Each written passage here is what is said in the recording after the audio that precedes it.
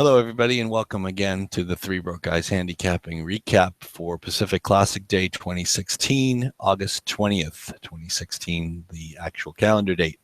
My name is Joe English. I'm a racing analyst for the Three Broke Guys, and this is the recap for yesterday. A great day of racing, partly cloudy weather, actually mostly cloudy weather for most of the day. It did start to break up later in the day where it became partly cloudy. So it did not affect racing in any way, shape, or form. The weather was wonderful. There were some great races early in the card with close finishes, actually throughout the card. We were on site, Rich and I, for the day, and there were some heartbreaking finishes early. A couple of races that cost us money, unfortunately. Lessons learned, obviously. But it wasn't too much money, but it is what it is. We ended up losing races that we probably thought we should have won. Anyway, let's move on to the pick four. And before I go any further, I mentioned a few times in the podcast on Friday that Ashley Loves Sugar is a she, but it is not correct. Ashley Loves Sugar is a he. I was just confused by the name. So Ashley Loves Sugar is a he.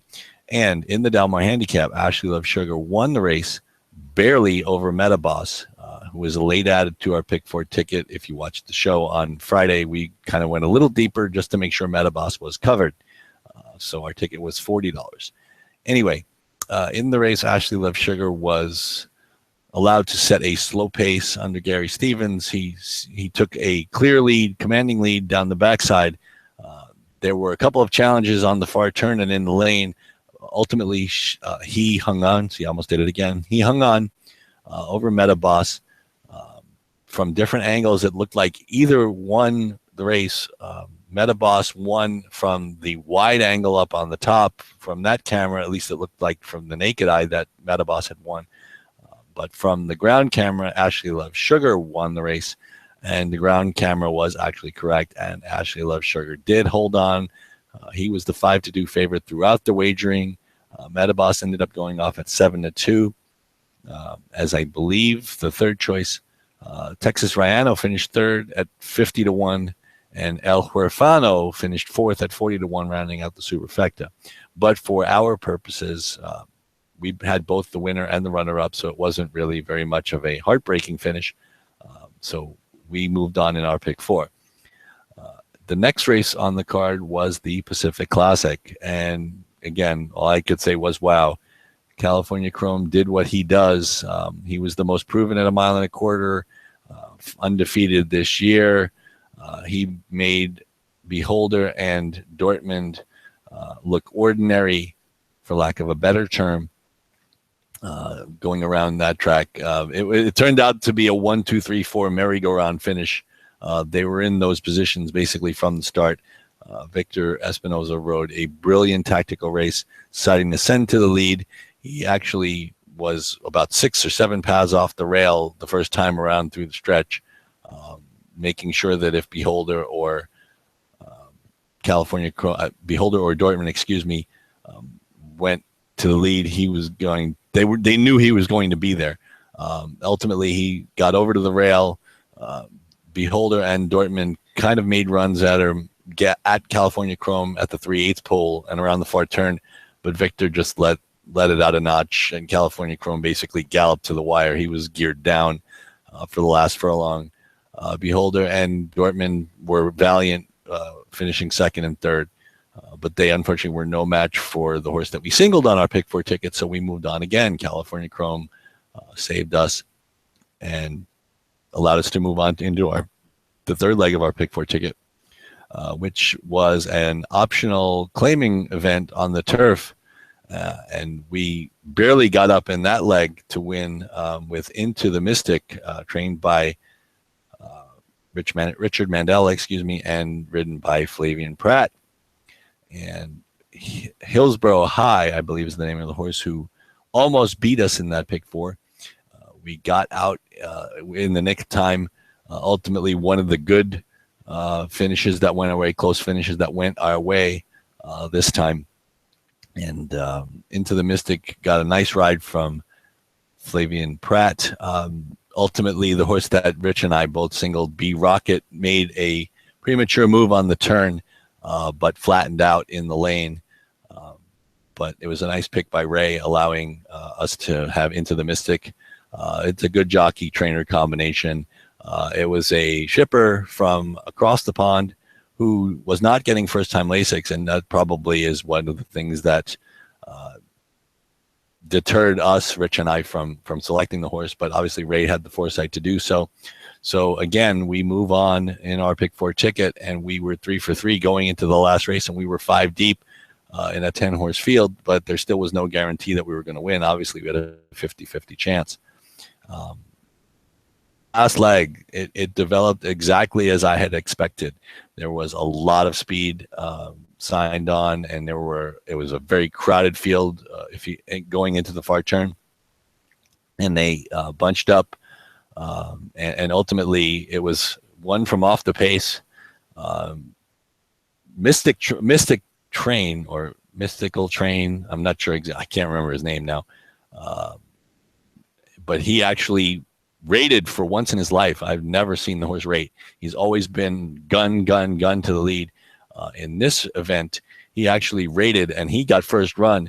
But our horse, Spud Spivens, the horse that we selected, he was one of the horses in our pick 4 ticket. One of the 5 that we had, Mystic Train or Mystical Train was not one of the horses we had. And I apologize for butchering his name at the moment. But anyway, Spud Spivens did ultimately get the trip. He got to the lead at the 8th pole, and there wasn't anybody who was going to run him down. Gunslinger did come along to get second. So we actually did hit our pick 4 yesterday. And the pick 4, again, as we've documented, it seems as if when California Chrome runs, the pick 4 still played well. Not a life changer by any means, but it paid about $443 for a 50-cent investment. So for our $40 total investment, we made a nice healthy profit on the day with our pick 4 ticket. So hopefully if you followed us, or at least maybe used some of the horses that we suggested without actually playing our ticket, you went ahead and made some money on the day. And that's kind of what we want to do. We do the handicapping for the fun, and we enjoy each other's company, obviously. It was a great day. Rich got a lot of good pictures. If you've seen on his Twitter feed, Richard Sharp, he's at Zuma Point. He posted a lot of pictures, and the TVG folks were very accommodating to him. Simon Bray, Paul Aduca, Brittany Urton. He got pictures with, and Mike Joyce. He got pictures with all of them yesterday, and even ran into trainer Ron Ellis, who's been known to frequent TVG every once in a while. And Ron Ellis actually bought him a cocktail. They were in line talking about the racing, and I guess Rich and Ron got to talking for about 10 minutes, and Rich got a cocktail out of it, which was fantastic, and a picture, of course, again. So it's all on his Twitter feed, Zuma Point. And he says he's going to put them on the Three Broke Guys Twitter feed, or at least acknowledge us in the future with those picks. But it was overall, it was a wonderful day of racing. Racing was high quality. The people watching was high quality. And we got to see some really good horses do their thing. Like I said, California Chrome was just amazing. And Beholder and Dortmund were not in defeat at all. Losing to one of the best racehorses we've ever seen is really not an embarrassment by any stretch of the imagination. So it was a wonderful day. We enjoyed it. We had a great time, and we hit our pick 4, the biggest pick 4 we've hit to this point. So we're all thrilled about it, and hopefully in the future we'll have some more people follow us and maybe comment back to us and say, hey, I used that horse in the pick 4. Thanks a lot for getting it to us. Again, we don't do it for the compliments. If it happens, great, wonderful. We do it for fun, and we enjoy doing it for the good folks out there, and we enjoy it. We enjoy each other's company, as I mentioned earlier.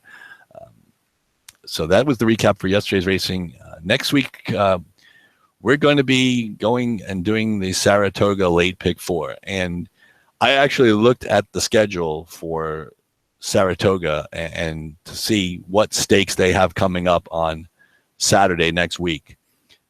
It includes, and it's a long list, the Travers, the King's Bishop, the Personal Ensign, the Sword Dancer, the the Forgo, the Ballerina, and the Ballston Spa. And the Ballston Spa may actually give us the reappearance of one-time turf monster, another turf monster.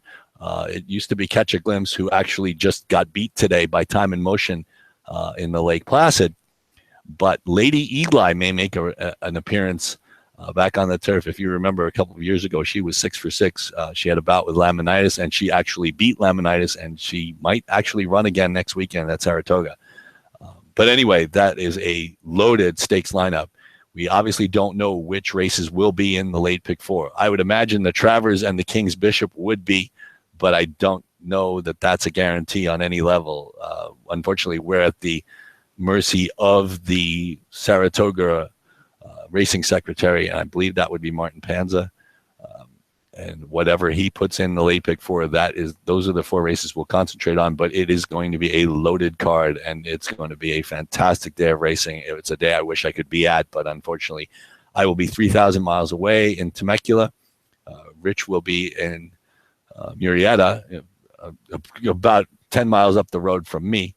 And Ray, unfortunately, will not even be in Saratoga. He will be, if I remember right, he is going to be in Myrtle Beach, South Carolina for the week. So none of us, unfortunately, will be on site, which is kind of sad. But ultimately, it will be a great day of racing.